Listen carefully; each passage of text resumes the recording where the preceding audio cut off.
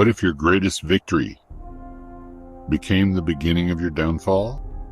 This is the story of a king who started strong, disciplined, obedient, and courageous.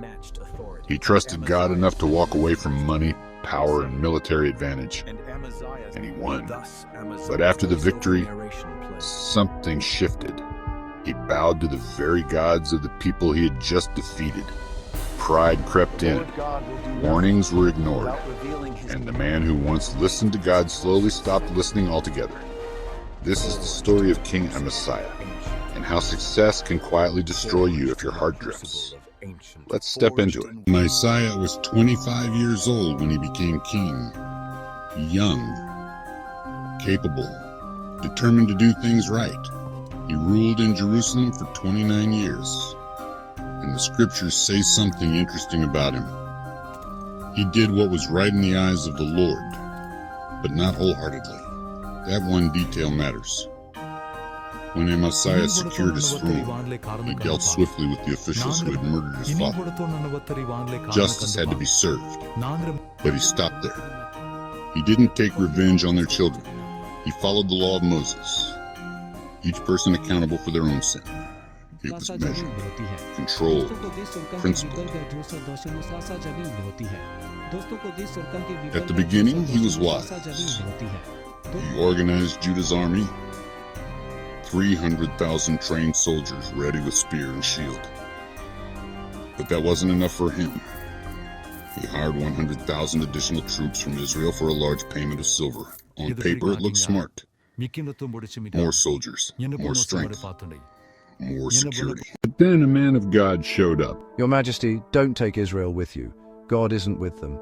If you do this, you will lose, no matter how strong you are. That had to sting. This is the treasure Messiah of a had already lifetime. paid them. What about the silver? The Lord can give you much more than that. It was a moment of decision. Trust the numbers, or trust God. To his credit, Messiah sent the hired soldiers home. They were furious, angry enough to later raid towns in Judah and kill 3,000 people on their way back. Obedience cost him something. But when Amaziah led his own troops into battle against Edom, he won. Decisively, powerfully. It was a clear victory. And this is where the story shifts. Instead of returning home grateful, Amaziah did something strange.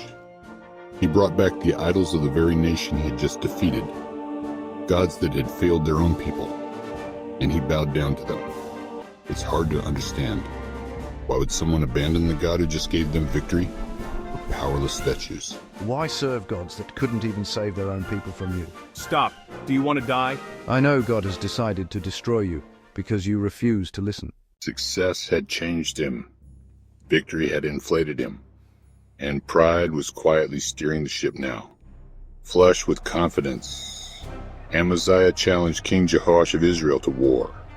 Jehoash sent back a warning wrapped in a story. A tiny thorn bush once challenged a mighty cedar tree and was crushed underfoot by a passing animal. Stay home. Don't let your ego destroy you. But Amaziah wouldn't listen. He marched into battle, and this time he was defeated completely. Jerusalem's walls were torn down. The temple was looted, gold and silver taken, hostages captured, and the Messiah himself was seized. The man who once listened to God now wouldn't listen to anyone. Years later, after turning fully away from the Lord, conspiracy rose against him.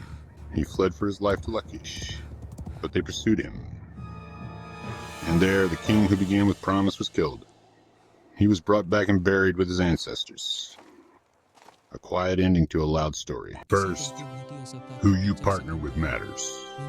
Not every strong alliance is a blessed one. Sometimes the numbers look good, but God isn't in it. And if He isn't in it, strength won't save you. Second, victory can be more dangerous than defeat. Amaziah survived war, but he didn't survive pride. He started well, but he didn't stay wholehearted. And maybe that's the deeper lesson. It's not enough to do the right thing halfway. It's not enough to obey God when it's convenient. We have to stay anchored, especially after success. Because the slow drift away from what works can cost more than silver. It can cost everything.